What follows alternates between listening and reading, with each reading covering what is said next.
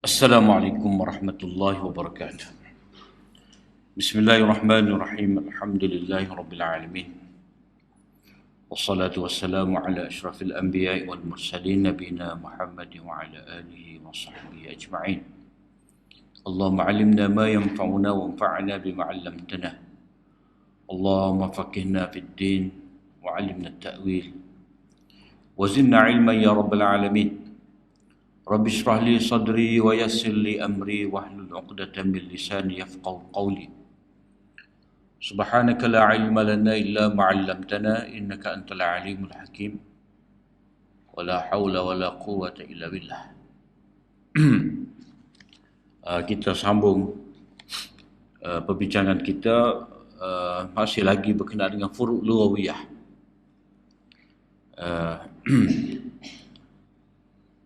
Hari ni dengan esok lah. Setakat hari ni esok kita furu' lughawiyah, kemudian kita akan pergi kepada jumlah Quraniyah ataupun binaan ayat Al-Quran.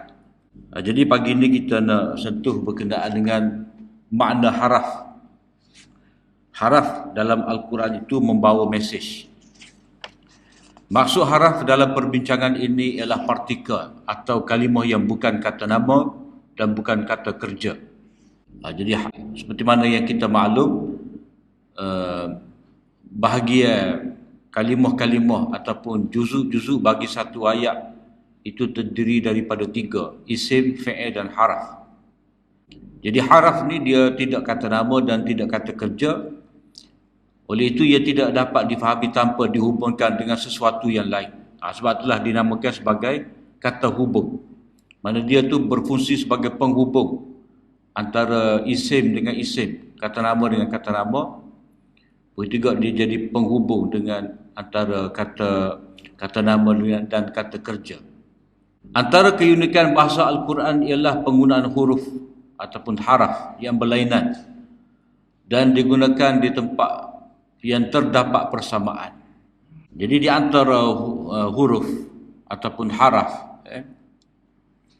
yang dapat kita lihat ada di tempat yang mempunyai persamaan, iaitu penggunaan ila dan ala.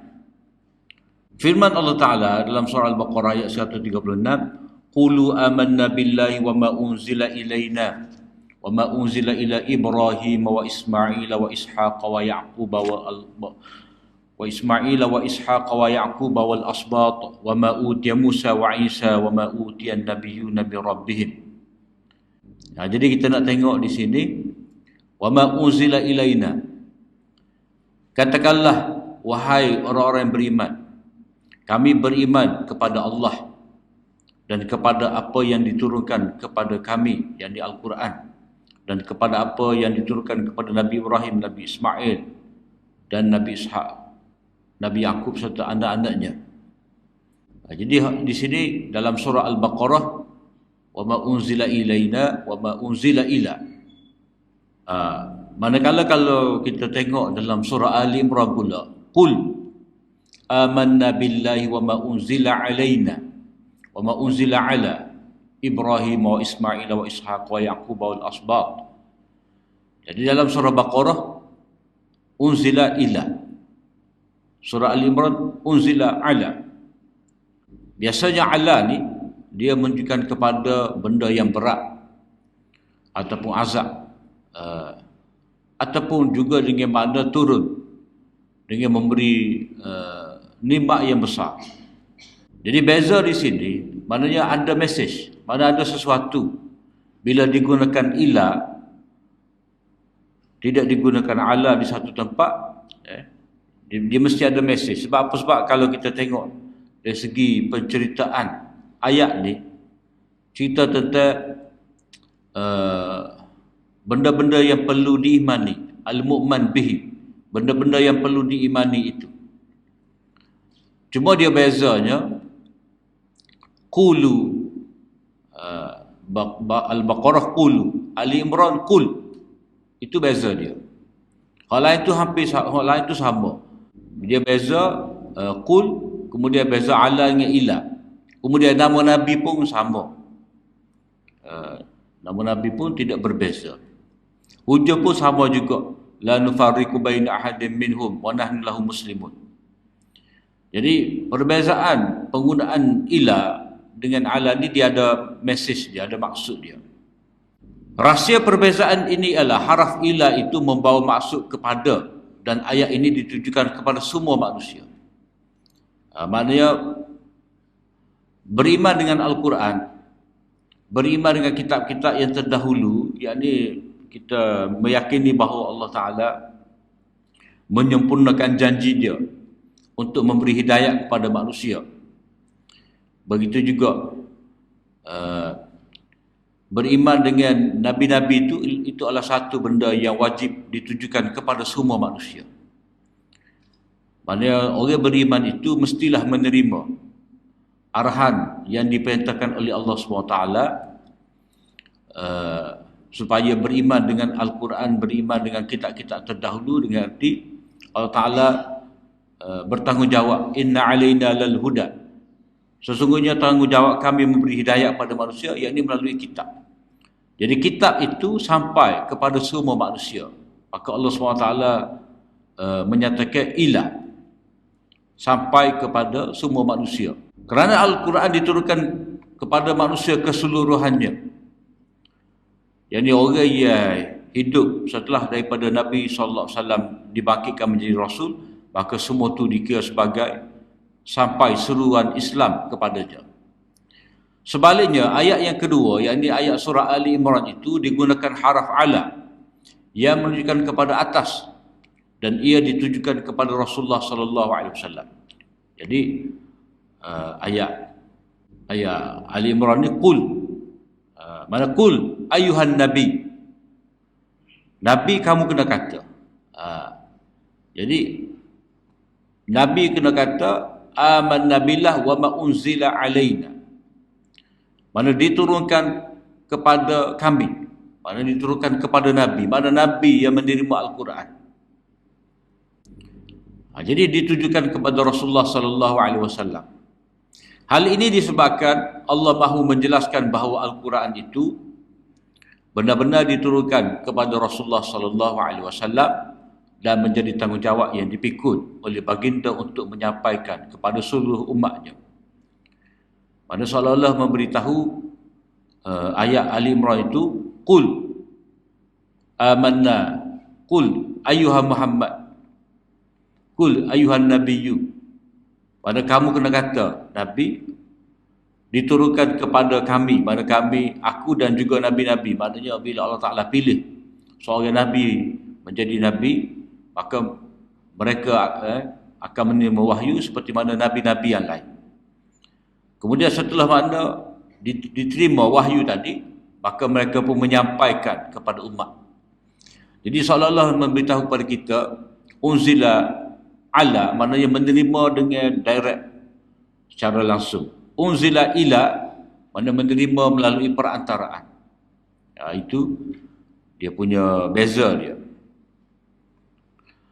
Antara fiha dengan minhu, ini pun tempat yang sama, digunakan fiha dengan minhu. Tidak kata tempat fiha tu dengan minha, tempat minhu tu dengan fiha ataupun fihi, ataupun tidak kata kedua-dua tempat tu dengan fiha belaka. Yang mana kita akan anggap selarah lah, mesti selarah. Tempat ni fi, tempat tu fi juga, ataupun tempat ni min, tempat tu pun min juga. Jadi dia ada beza dia, mesti ada beza. Dalam surah An-Nisa terdapat 2 kali perintah memberi belanja kepada anak yatim, tetapi menggunakan 2 haraf yang berlainan. وَلَا تُؤْتُوا السُّفَهَاءَ أَمْوَالَكُمُ الَّتِي جَعَلَ اللَّهُ لَكُمْ قِيَامًا وَارْزُقُوهُمْ فِيهَا وَاكْسُوهُمْ وَقُولُوا لَهُمْ قَوْلًا مَعْرُوفًا. Jadi hal kita nak di sini, وَارْزُقُوهُمْ فِيهَا, dan janganlah kamu berikan, serahkan kepada orang-orang yang belum sempurna akalnya akan harta, yakni mereka yang ada dalam jagaan kamu. Mana anak-anak yatim yang kamu jaga, mereka itu meninggalkan harta, mereka itu mendapat harta pusaka peninggalan bapa mereka. Jadi kamu memegang amanah, kamu hendaklah menjaga dengan sebaik-baiknya. Harta yang Allah telah menjadikan kamu untuk kamu semua sebagai asas qiyamah, asas pembangunan kehidupan kamu. Qiyamah maknanya harta itu adalah tonggak kehidupan. Semua manusia memerlukan harta untuk perjalanan hidupnya. Jadi Allah Ta'ala guna perkataan qiyamah.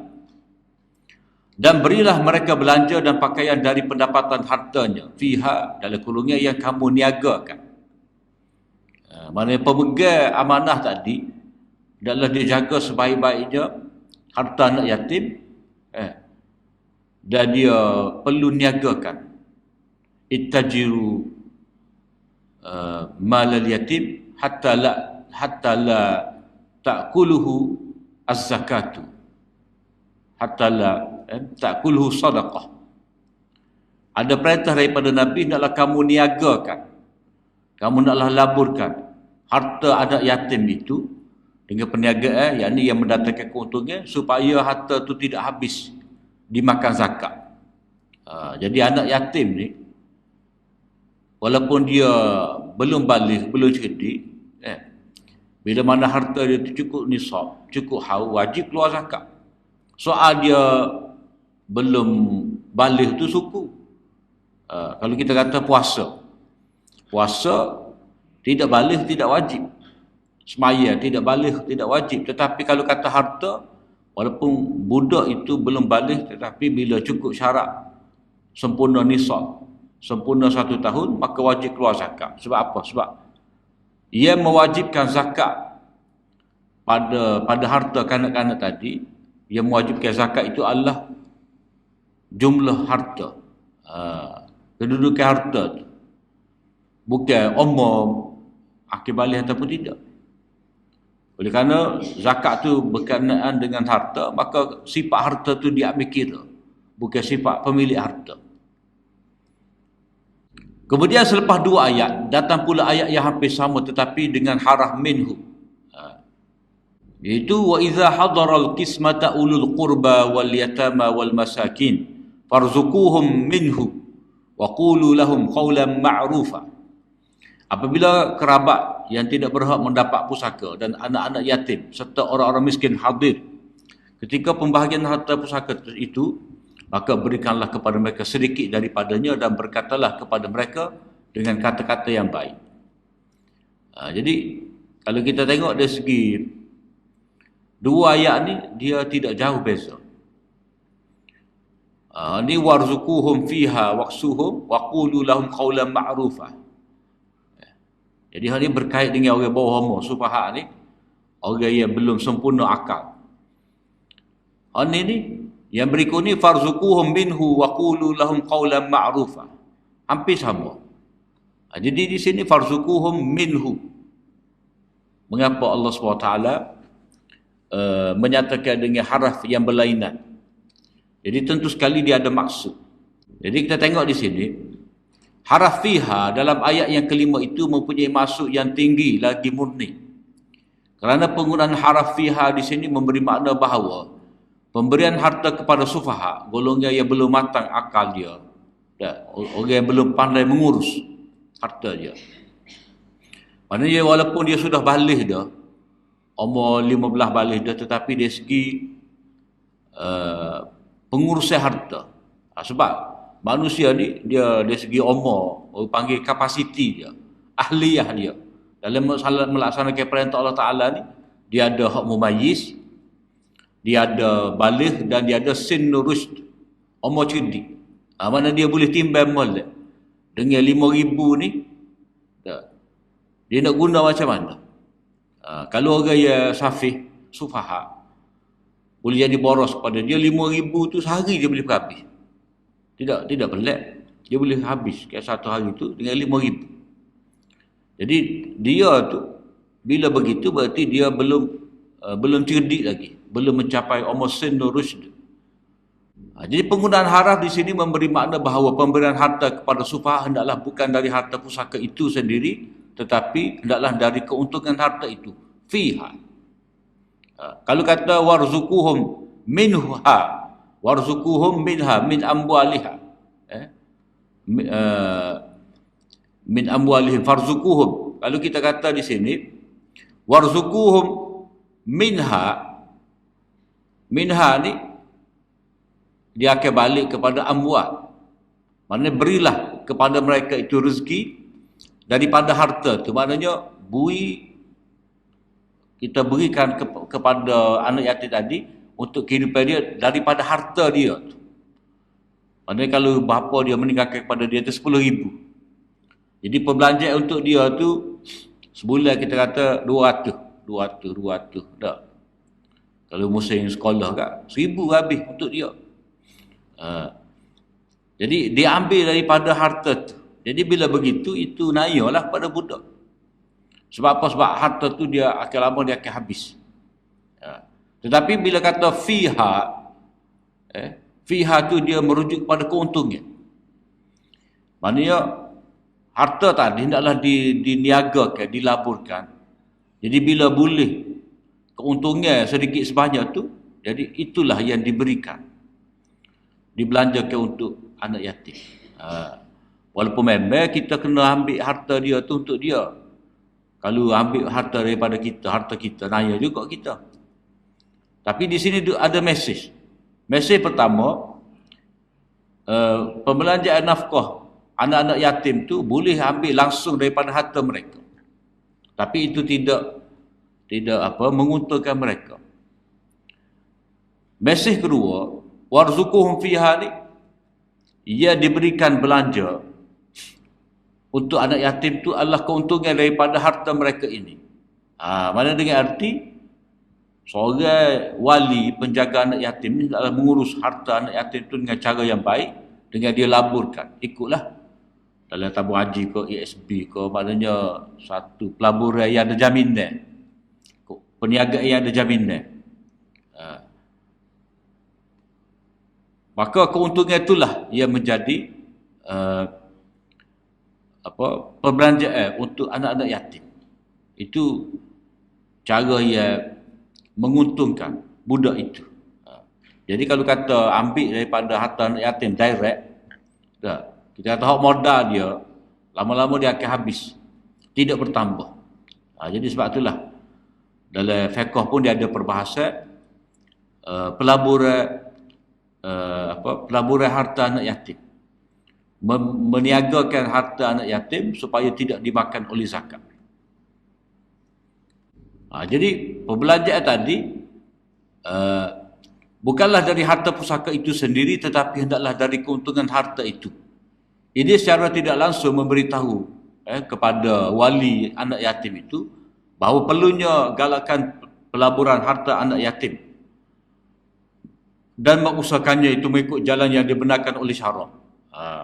Jadi mengikut pelaburan yang diluluskan oleh syarak lah, tak boleh skim cepat kaya.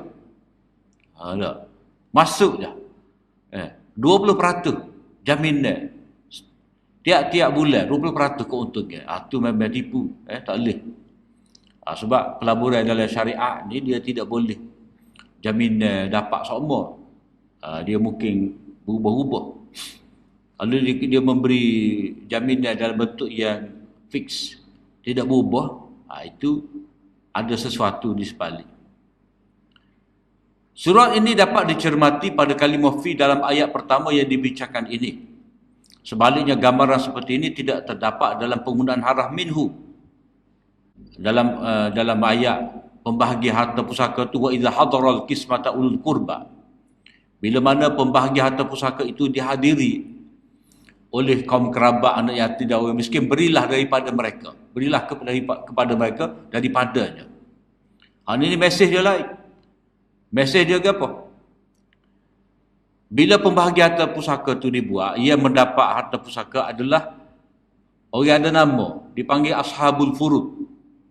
Allah Ta'ala kata orang ni 1/2, 1/4, 1/3, 1/6, 2/3, 1/8, ashabul furud tu. Jadi selain daripada ashabul furud ni, mereka tidak dapat harta pusaka. Pak saudara tak dapat, orang tu tak dapat, cucu tak dapat, kalau ada anak lagi. Jadi dia ada kaedah hijab tu, mahjub. ada orang yang terdinding. Jadi anak beranak juga kita kata dia hadir pada waktu pembahagian ataupun sekarang ni mendapat tahu pembahagian harta pusaka telah dibuat. Jadi dia dapat tahu walaupun mereka tu tidak mendapat bahagian, tetapi hendaklah diberikan juga kepada mereka tu, tapi bukanlah dalam bentuk faraid, tapi dalam bentuk sukarela. Jadi fokus ayat ke-8 ini kepada pembahagian harta pusaka, penggunaan min di sini memberi pengertian bahawa setiap orang yang berhak mendapat harta pusaka itu hendaklah diagihkan bahagian masing-masing dari harta pusaka itu sendiri, bukan daripada harta keuntungan tadi. Sebagaimana yang diisyaratkan oleh ayat pertama tadi. Faedahnya ialah ia merupakan satu mesej supaya melaburkan harta anak yatim pada yang menguntungkan. Jadi kalau kita tengok ayat wa idza hadara qismata ul qurba ni. Jadi waktu pembahagian harta pusaka ataupun pembahagian harta pusaka ni bila dapat diketahui oleh orang-orang terdekat, mereka clear lah, adalah nak tu. Tak ada kau sikit-sikit. Jadi mereka mungkin nak nampak berminat juga. Takkanlah tak ada, walaupun dalam senarai tak ada. Mereka tu, tetapi dari segi mereka tu bukanlah orang jauh, maka ia menerima harta pusaka tu pakat bagilah. Mana kalau kita kata adik-beradik tu masing-masing dapat bahagia dia, tak. Yang mana adalah kita kata seorang pok saudara ni, tak. Ia miskin, adik-beradik kepada ayah kita mati tu, dia tidak dapat harta pusaka. Jadi kita sebagai anak saudara dia ni, kita ambil sikit, ambil 100 orang kok, 200 orang kok, bagilah kepada pok saudara tadi, sebagai pemberi sukarela. Farzukuhum minhu, mana yang ambil daripada harta tu sikit, bagi kepada pok saudara tadi sebagai contoh. Walaupun dia tu tak ada dalam senarai penerima harta pusaka, tapi atas rasa ayat ni dia dapat juga. Dengan tidak banyak lah. Minhu tu, biasanya minhu tu tak banyak mana. Jangan siapa kita kata pok saudara tu ngukit. Ayahmu dulu tu aku pera dia tu. Dia boleh ngaji mesti akulah hak bayar yuran dia. Mana dari segitu dia berhak untuk mengukit, walaupun tak boleh mengukit. Tapi si anak ni dia kena tahu cerita sejarah ayah dia tu macam mana. Adik-beradik ayah dia tak mana tidak patut dia tu membiarkan pok saudara dia tu dalam keadaan kemiskinan kau tak dapat apa-apa daripada harta peninggalan ayah dia. Jadi bagi sikit seorang. Wilah Kutik-kutik tu bolehlah 500 ke 1000 ke. Orang kata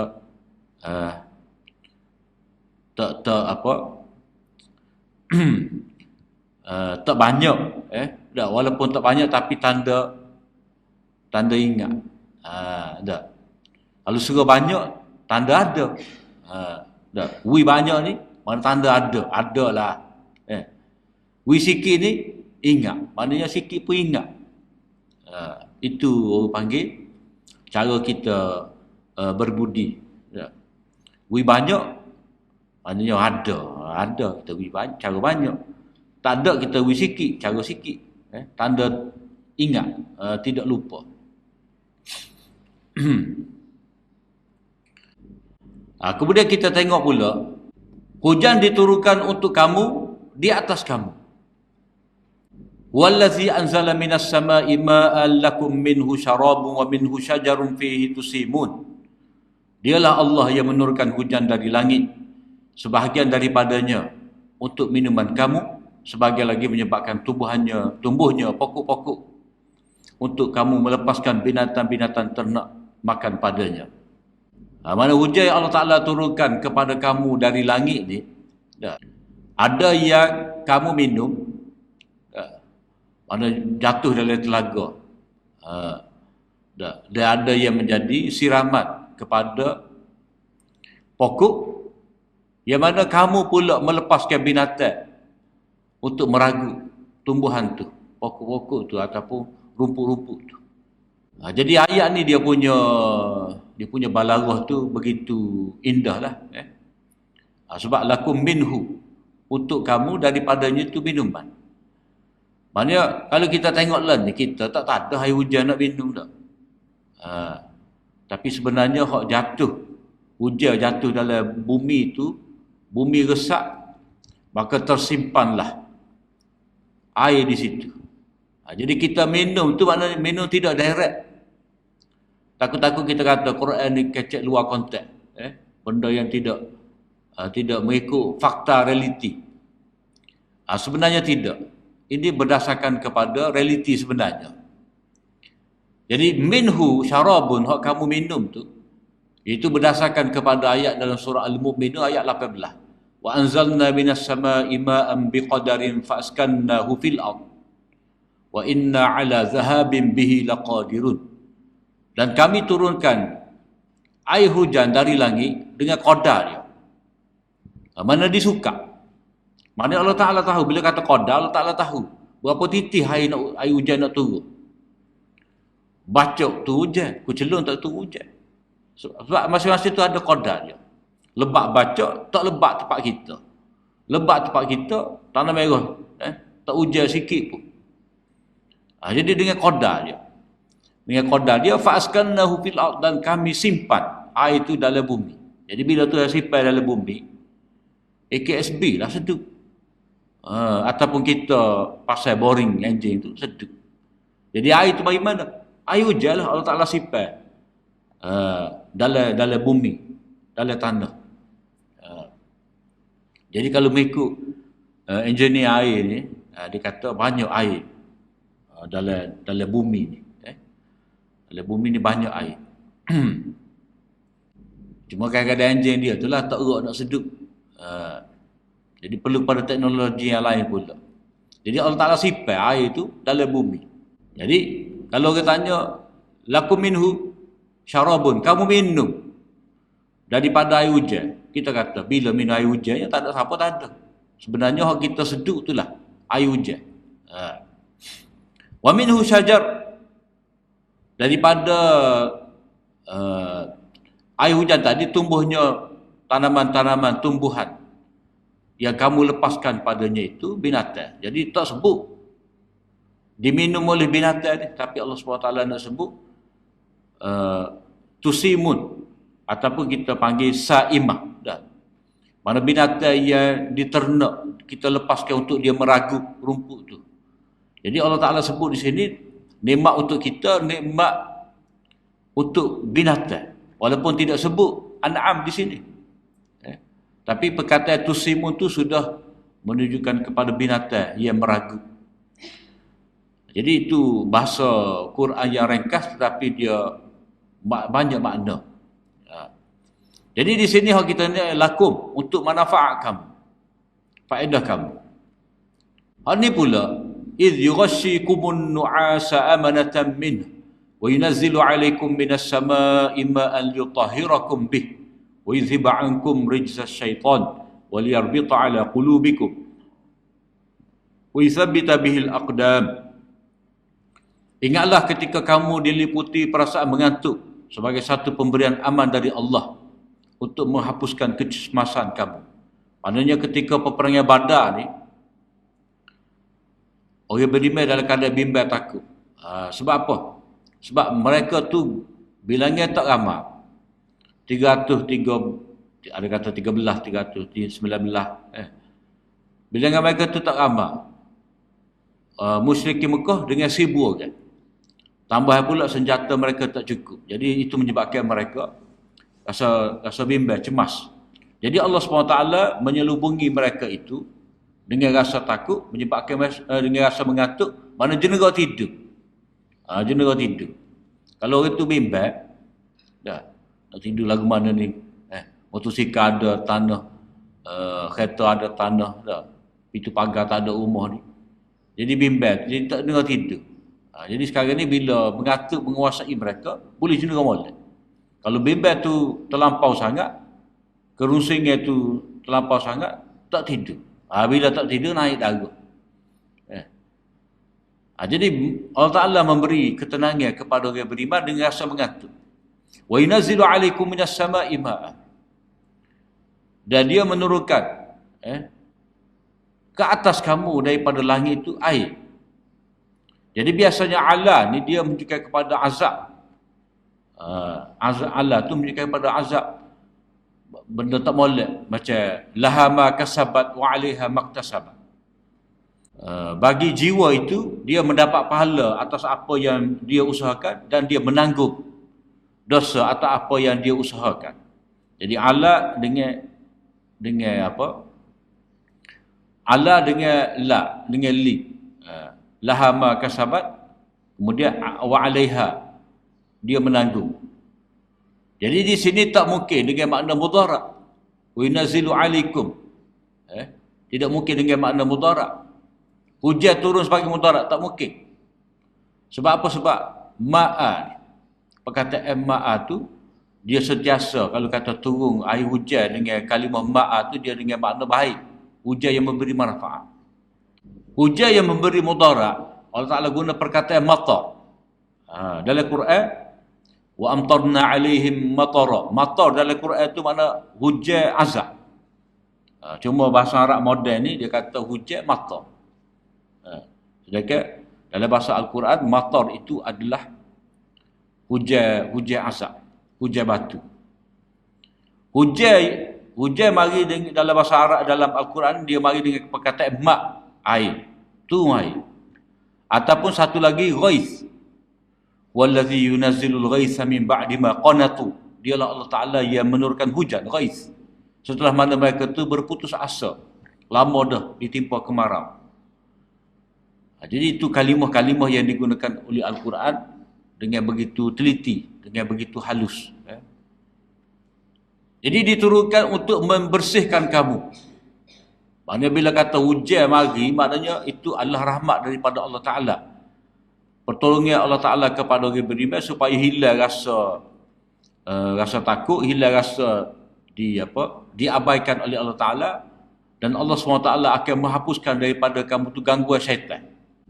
Dan dia akan menguatkan hati kamu, menetapkannya tapak pendirian kamu di medan perjuangan. Maknanya tepak ia kering, tepak berpasir, kering. Bila mana tu hujan, tepak tu dia jadi kemah molek. Seperti kita kata ada musim parah, kita pergi patah. Nak jalan payah sebab pasir. Tapi bila hujan turun, tanah tu jadi mampak. Padak molek. Jadi kita berjalan pun tidak jeluh. Tidak rasa berat nak melangkah tu. Sebab bila hujan tu, maka ataupun kita kata lepas daripada air pasir, air surut tu, tepat pantai air surut tu dia kemah.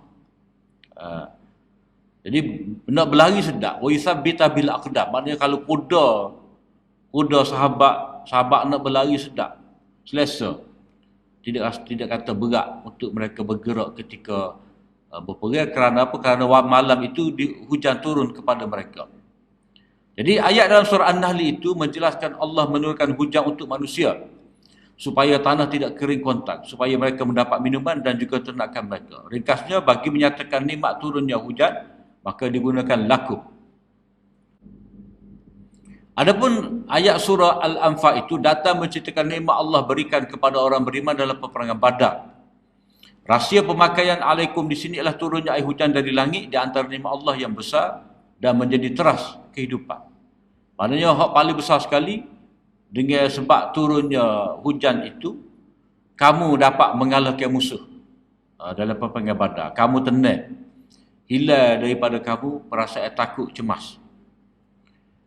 Kemudian satu lagi, wallazi arsala riyaha bushran baina yaday rahmatih wa anzalna minas samaa'i ma'an tahura linuhyiya bihi baldatan maita wa nusqiyahu mimma khalaqna an'aman wa anasiya katsira. Dan ialah Tuhan yang menghantar angin sebagai berita gembira sebelum kedatangan rahmatnya. Mana sebelum tu hujan, manusia tu mendapat tahu bahawa hujan tu akan mari. Mana dia duduk rumah dia tu, dia boleh rasa dah.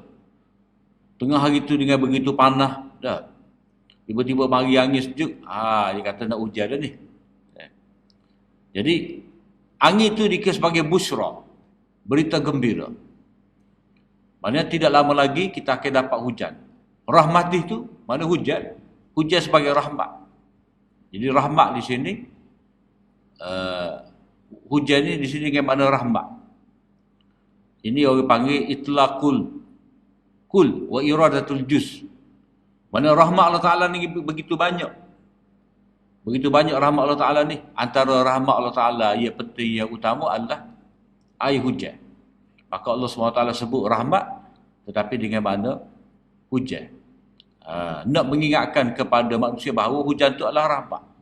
Setengah orang tak sik hujan. Dia kata, kita nak jemur payah. Nak pergi mana-mana, payah hujan. Jadi mungkin setengah tu dia merungut bila mana hujan turun. Tapi sebenarnya sifat hujan itu adalah rahmat. Kami menurunkan dari langit itu air yang suci bersih untuk kami hidupkan negeri yang tandus, negeri yang mati setelah mana tidak turun hujan, dan kami memberi minum daripada air hujan tadi makhluk-makhluk yang kami ciptakan, iaitu binatang-binatang dan juga manusia. Itu pemberian nikmat Allah SWT. Turunnya hujan ketika peperangan Badar merupakan rahmat dan pertolongan Allah. Bukan semata-mata nikmat dalam berhadapan dengan musyrikin Mekah. Hujan turun ke atas mereka di padang pasir itu membersihkan mereka supaya menghadapi musuh dengan jiwa yang suci dan tubuh yang bersih. Maknanya kita ni kalau kata tak mandi, tak sedap juga. Kena mandi juga. Bau selesa, bau rasa segar. Maknanya kalau kita kata perai, itulah perai. Tak ada air. Waktu peperangan Badar tu tak ada air. Kalau tak ada air, pakai baju besi, panah, lagu mandi. Tak sedap lah, melekit tubuh. Dah lah pakai baju besi dah. Jadi itu penting. Air itu supaya mereka dapat membersihkan tubuh. Selain itu, hujan itu mengemaskan bumi di bawah tapak kaki mereka supaya tidak terjelus di dalam pasir. Hujan itu sendiri menimpa ke atas musuh yang berada di lembah, yang di situ terdapat air, yang akhirnya hujan mengalir ke situ, yang menyebabkan pergerakan mereka menjadi sukar.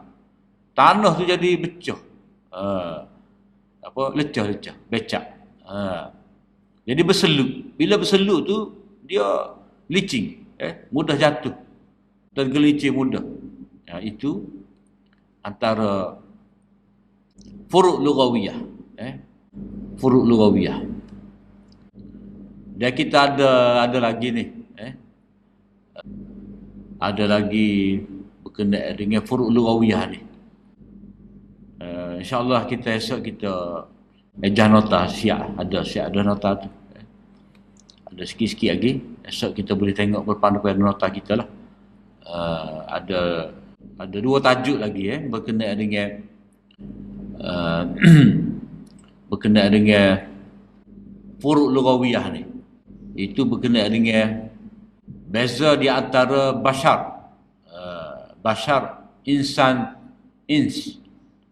Dalam Quran ni untuk manusia dia ada digunakan nas, bashar, dan juga ins, bashar, insan.